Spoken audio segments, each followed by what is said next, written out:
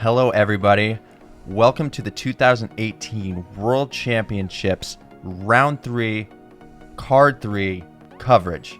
I'm Eagle McMahon, and I'm here with Jeff Corns, and together we are flying corn commentary. How's it going, Jeff? Going pretty good today, Eagle. How about you? Pretty good. So on this card, we got Locastro representing Gateway Discs, Paju, the pride of Finland, representing Prodigy Discs, Andrew Fish, the highest rated player in Maryland, representing Discraft, and the two-time world champion, reigning from Fort Mill, South Carolina, representing Latitude 64, Ricky Wysocki. Hole 1, 575 feet, par 4. Ideally, you just want to play kind of a shot right around where that white tree is, the birch. You can throw a fairway, a mid, whatever you're most comfortable controlling. And then that'll kind of leave you the option to go forehand or putter towards the basket. And this is definitely a hole that you can start your round off with a nice birdie, but most players tend to walk away with a par on this hole. It averages a 4.08, so you just want to get your round started with a birdie if you can, but a par is totally fine here. Yes, absolutely. You don't want to start off with any large numbers, which it's very easy to do considering the amount of out of bounds on this hole. But even if you do throw out of bounds off the first shot, you have a pretty good opportunity to attack and get your par. And it might not show that much on video, but your landing zone here plays pretty right to left. You can definitely get that right hyzer skip off to the side of the fairway and find the OB. So you're looking to really control a disc and land it right in the center, and we'll see what Nico does. So Locastro is not going attacky with his khakis. He's putting himself right in the middle of the fairway, and he'll leave himself kind of more towards the right side of the fairway, which really opens up more of a forehand towards the basket. Seppo here looking like an overstable driver of sorts. Flips it up, but puts it right in the center. That's where you want to be. Yeah, that looked maybe a little bit low, but the result isn't bad at all. He'll kind of have more of the backhand. Since he's kind of more on the left side, it opens up the fairway a little bit more. We got Andrew Fish. He's a smooth control player. He doesn't throw the farthest, but he puts him in the fairway and keeps it under control. Absolutely. He has an ultimate background. You can see it in his throw, and you can see it in his clothing. You guys are no stranger to this guy. Two-time and defending world champion. Ricky's counting on not being off the fairway too much today because he went kind of a light-colored short and a white shirt. So he doesn't want to be off the fairway or else he'll jeopardize that. Wants to keep it those clean and clean fresh threads. out there. Just as I predicted, Nico is pinched up, has the forehand gap. That's looking good. Gets the skip, and that's inside the circle. And that'll give yourself a pretty easy look to start your round off with a birdie, what you really want out here.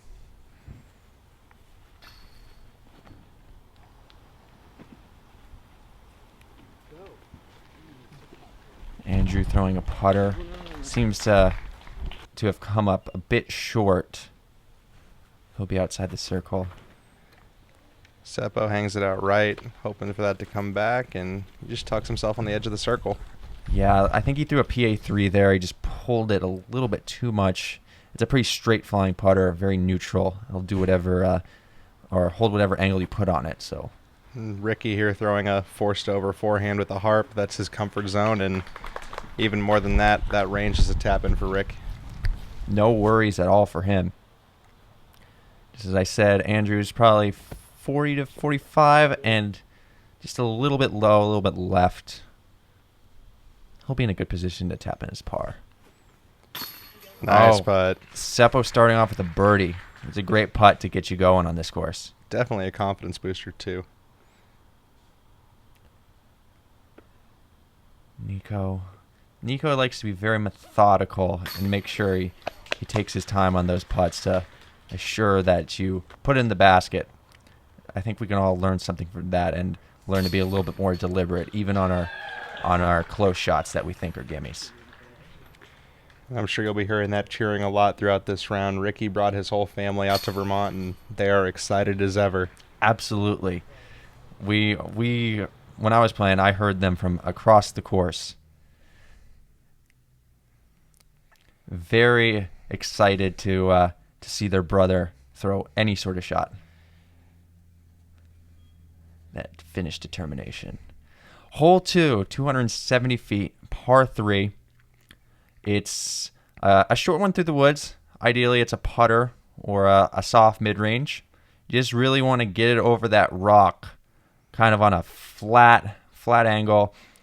Let it sit up there right by the basket if possible, but it's something you don't really snooze on, because if you put a little extra power on it, you could go out of bounds long, or, I mean, it's a wooded hole. You could hit early and find yourself in jail scrambling for your par. This is the shortest hole on the Fox Run course, but it is not one to sleep on, as you said. It's a touchy shot through the woods, and you can wind up in jail really working for your par if you hit early. Nico with what I imagine to be a wizard thrown beautifully. Seppo with I'd say a PA3 or a PA1, one of the two. Just a putter shot. Ricky going to his harp. Is that the Cavs harp? I think so. It might be. Do you think Ricky's sad that LeBron left? Absolutely. I don't think Ricky has a sports team to root for in Cleveland now, unfortunately. The Browns, man. Andrew pulls it a little bit right. He'll find himself about the same spot as Ricky. A good 55 to 60 feet away. Wonder if Ricky will give it a good bit. We all know him to make these, and that's up. Oh, it just splashes a little bit left. This is one he looks a little disappointed to be missing out on. Nico with a good birdie. Birdie start. Andrew tapping in his 3. Ricky with a routine tap in. And this is Seppo's drive. Really nice and close. Not much work there to do on the putting green. Absolutely. All right, moving on to hole number 3.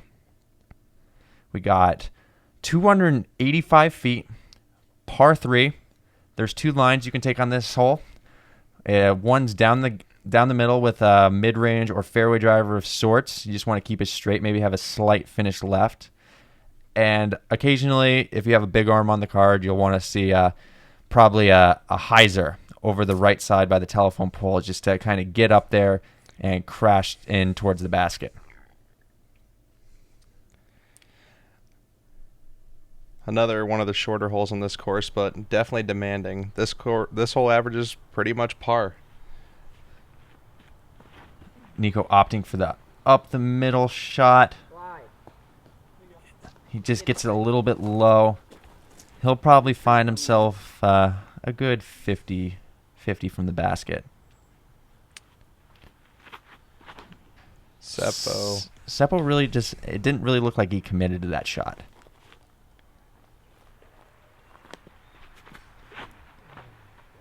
Ricky with an early release left. I think he threw his compass there. Andrew Fish, he's been throwing this Comet all over the place, and I'm sure you'll see much more of it today. Gosh, I can just see him throwing a lid. And basically the Comet flies like an ultimate disc on steroids, so it's pretty fun to watch when it does work. Seppo sidearm A2. Going right. He'll find himself in a pretty good spot looking for his 3. Ricky doing the same thing with his harp.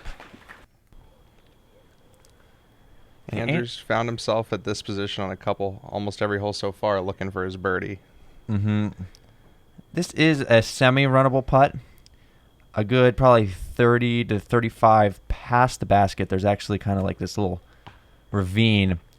And if you go back there, it is out of bounds. So you have to be a little bit weary of the run on this. There's some rollaway potential as well. And ooh. Yeah, he's a little bit flirting with that rollaway. I mean, the chances of getting a rollaway are very slim, but there are chances.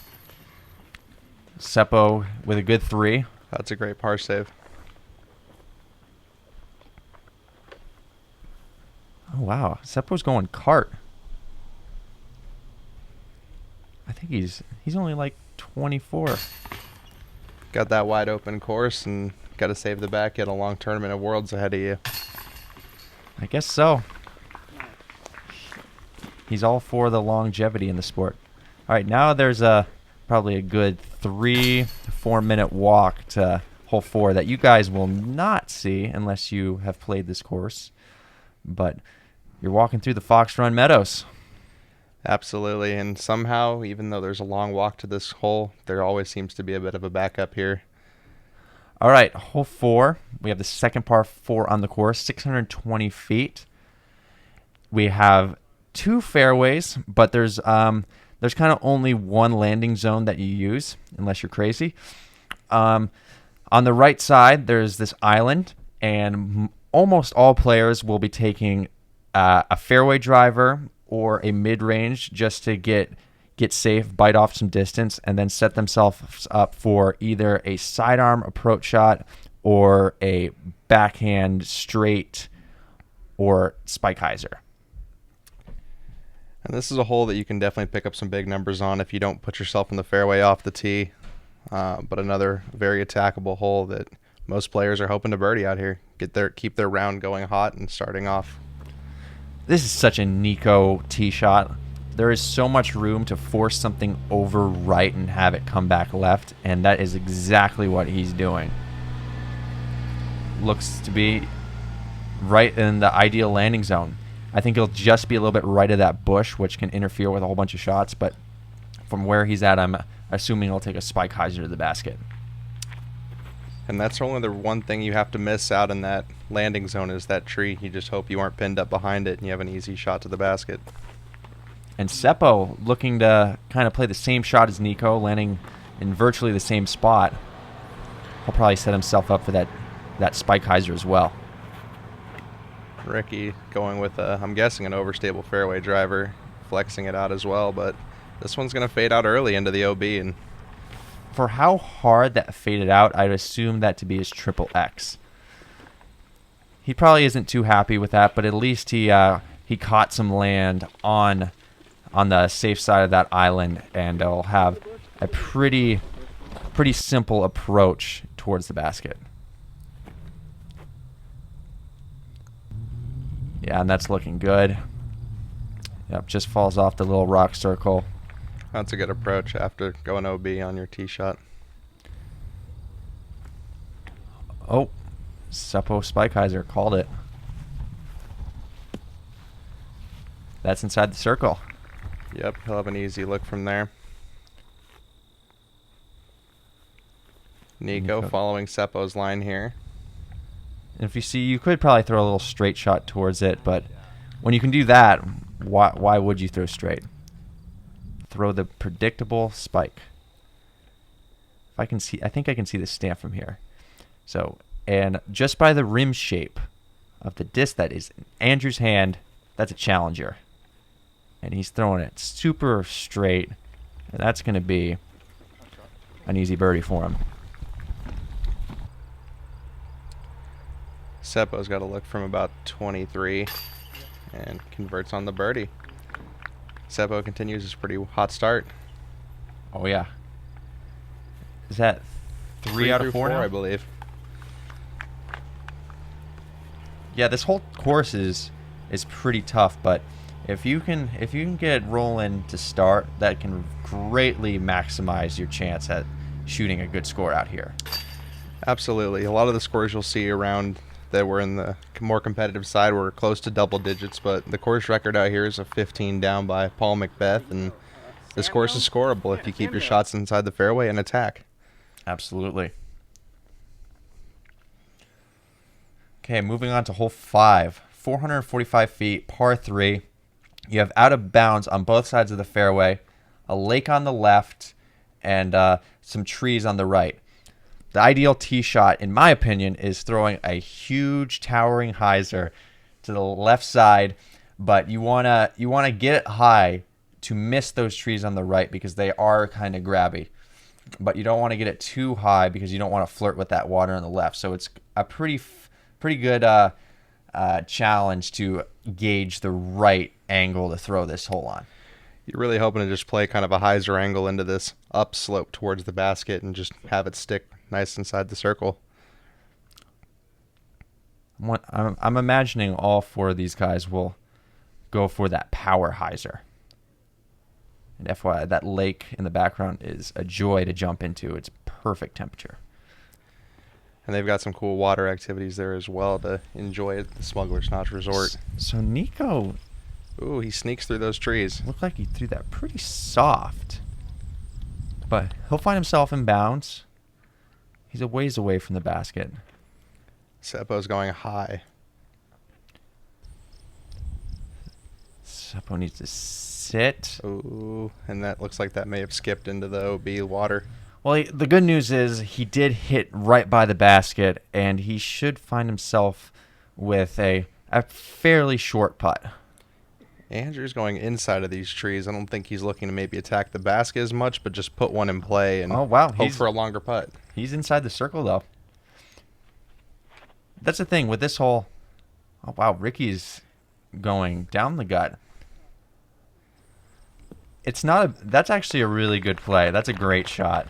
And that's his triple X again. He's confident with that disc. Maybe I'm telling you the wrong shot, guys. I'm just thinking of the power hyzer. If you got a little bit more control and trust, going down the lower line looks to be the play.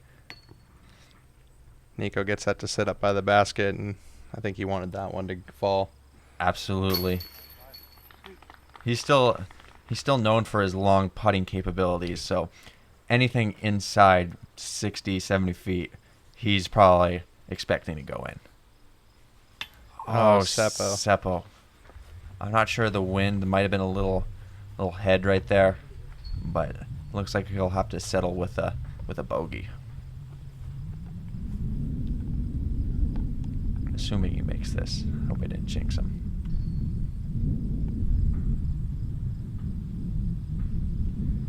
He's thinking about this one. He is. This is not the putt you want to have to stare at for your bogey. It went in. That's good.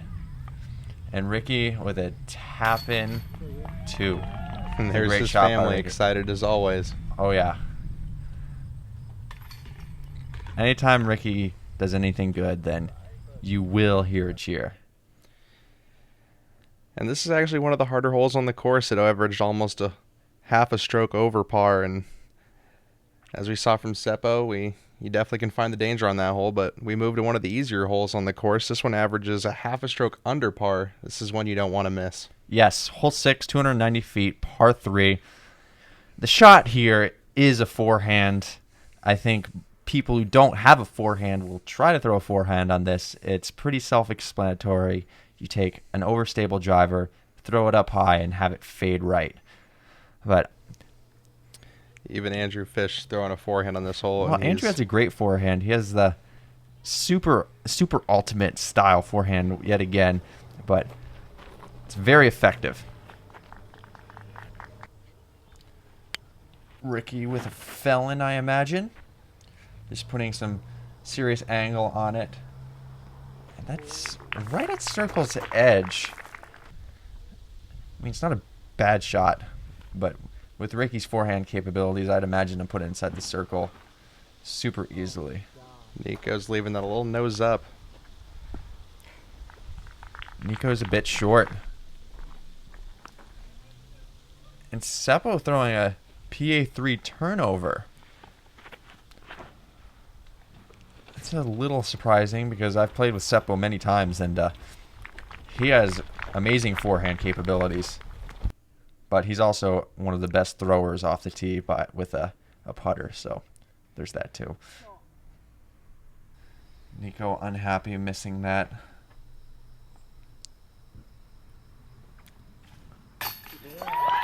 There's the fan club. Fan club and family cheering him on. And he is off to the races on a hot start to start this round.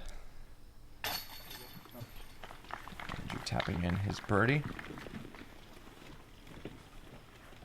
This one is, I'd say, arguably the easiest hole in the course. Do you have the stats, Jeff? This one is the easiest hole in the course. Okay. I believe at the Disc Golf Pro Tour last year, this was actually the easiest hole on tour. The easiest hole on tour. Wow. So, if you're these two guys missing out on this one, they're feeling left out of the birdie party. Great extension by Ricky. Dead center chains. Hole 7, 1,225 feet. Par 5. This hole is a monster. And if you are off your marks, it's going to eat your breakfast, lunch, and dinner. With an ideal shot, you want to push and get over that first initial ravine. But I feel like a good play is just to pitch all the way down the fairway, hyzer, hyzer, hyzer, and get your par. You might have a chance at a birdie, but you really don't want to go too aggressive off this hole. Not at all. You can simply take a par on this hole by just laying up short of that ravine, finding the inbounds fairway up ahead, and there's even a wider part of the fairway up here. And from there, you really have an attackable shot to the basket if you're there, but there's nothing wrong with a par. This hole averaged almost an entire stroke above par. So this is one where you're feeling fine walking away with a 5. Absolutely, yeah. Even if you play super safe and there's any sort of wind, getting your par is even difficult on this hole. Absolutely. This is no joke of a hole. I just want to shine some light on it. Calvin Heimberg, first round of the championship, 3'd this. I don't even know how that's possible. And not only did he 3 it, but he 3'd it with a 16-footer according to UDisc, a virtual tap-in. That's remarkable. This shot could be remarkable. It's falling and losing speed. But I think that's safe. Looks pretty close. Yeah, that's a great shot by Andrew. Ricky looks to be going aggressive over, pulling an enforcer down the right side, and it should be finishing left in time, and that's a great landing zone. Nico, I'm sure, will be looking to copy that line, forcing over a driver. That was a hyzer flip. It doesn't look like he got that one. That's leaking left. Yep. And he's going to have a lot of work to do from there. Absolutely. And I'm not surprised to see Seppo going big off this tee, as he's one of the best long-distance accuracy throwers. He gets a little bit high, but gets some hits some trees on the right side of the fairway and puts him in a fantastic spot. Ooh, Nico left that one a little low and flirting with that left side. I think that'll be safe. Looks like that maybe sat down. He's getting the green flag. And Ricky's going to show us just chipping his way down with a forehand. Yeah, I imagine he's not even throwing that 100%. Just making sure he gets a good control to distance ratio on his forehand, and he'll be in a great spot to attack for a birdie. Oh, Andrew's not happy with that throw. There's a little bit of a bubble out on that left side that he may find, but that might be wide left. I do not know. I think that could be safe. If so, he is pushing for sure. Both shots out of bounds. Oh, Seppo, come back. Seppo going so aggressive on both shots, and gosh, he did some tree worship earlier today or something. He's getting all the good kicks. Nico just pulling it a little bit too hard into the ground. At least it didn't get a bad cut roll or anything. Ricky, oh, that's great. He's parked. Oh, wow. There's the cheer. Let's go. This is Andrew's third shot. Oh, a little slip too. I don't know. I think that might have been showing a little emotion. Oh, Andy. Wow, what a kick. The kicks on this card. This is a wide open 1,200-foot hole, and we've seen 3 really nice tree kicks to save these guys. Seppo really wants to go out of bounds, but just the course isn't letting him. He's going to be a little unhappy not capitalizing after a really, really fortunate tree kick. Well, the hole's not over yet, and Seppo has been making some great putts. So absolutely. I think he'll probably be just outside the circle on this, or just inside. Looks like just outside with that step putt he's comfortable with, but he leaves that one short. Well, he's still going to get his par, and that's nothing to scoff at. Not at all. Getting a par on this hole, you're gaining a stroke on most of the field by averages. It's kind of crazy. Yes, absolutely. And off in the distance here, you see to this tree line behind us is going to be the fairway of the next hole. And that's definitely an also challenging par 4 we're about to approach. And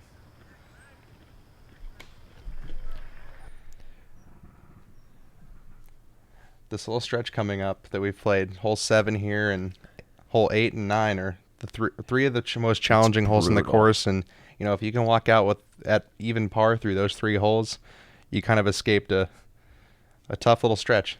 Absolutely. Right now we got hole 8, 675 feet, par 4.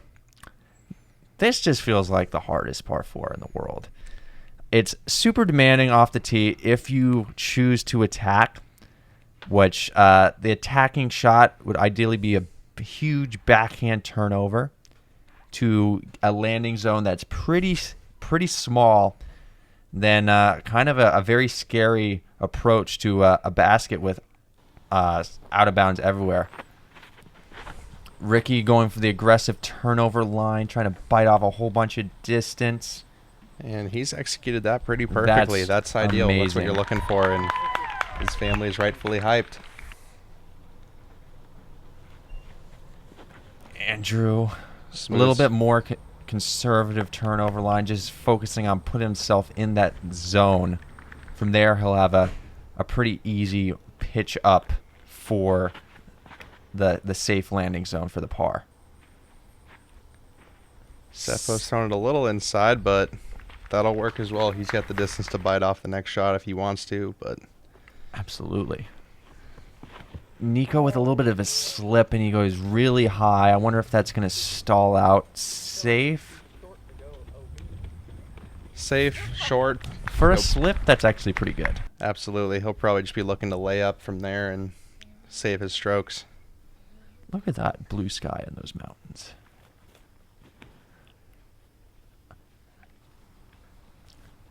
And Andrew just taking the smart play, playing into the wide part of the fairway.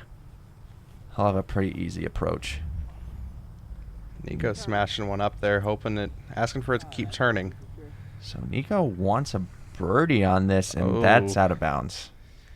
And that's where you got to find that conservative balance on this 3-hole stretch in the middle of the course. Seppo being aggressive, and that's pulling down the right side. And that's not going to get back in time. He's going to be quite a bit up the fairway. Yeah, right there, it's a difficult position. This shot was crushed. Wow. He's throwing a felon, and that's birdie range right there. Absolutely. Ricky's really showing this card how to get it done. Fish, no swish. He lays it up there. Seppo gave it a good bid. Yeah, he'll get a bogey there. Nico just outside circle 2, it looks like. Wow. So yes, he was out of bounds on that shot because that would have been a birdie if so. But great scramble for his par. Nico going birdie, or Ricky going birdie on 2 of the toughest holes on the course. That's impressive. Absolutely. We'll see if he can finish that 3-hole loop off with another one. Strokes on folks. Absolutely. And this next hole is quite difficult. You have out of bounds on the right side coming up, left side, and a huge rock by the basket. It's probably one of the more demanding par 3s I've seen.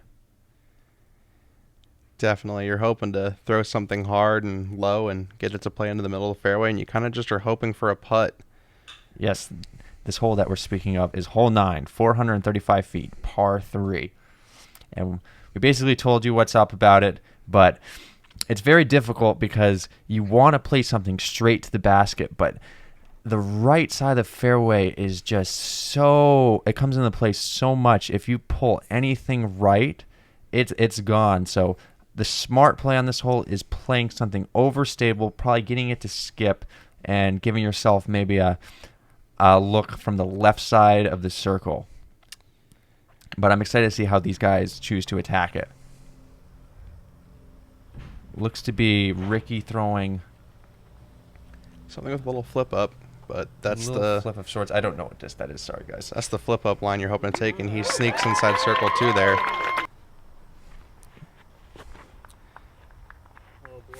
Fish. That has enough stability, I think. No, that's pulling right, and that'll be out of bounds.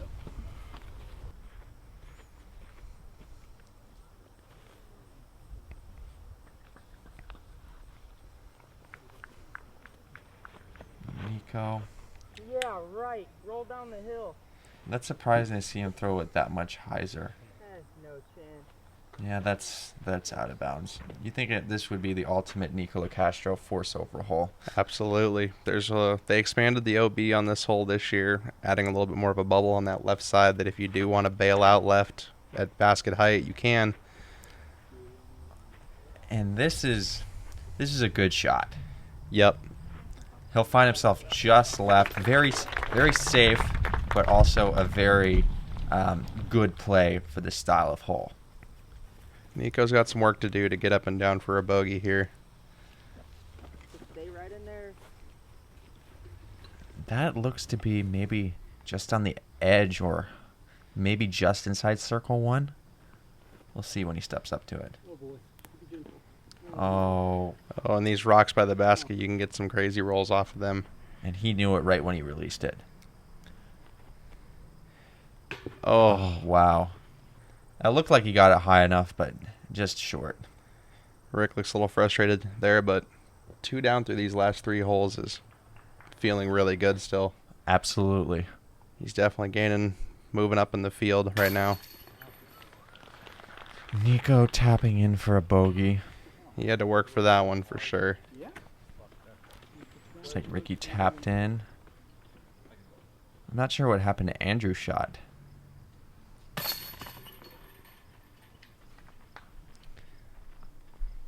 I'm not sure. Looks like he's Oh, got he- a little I don't kneeling think- putt over there for double bogey.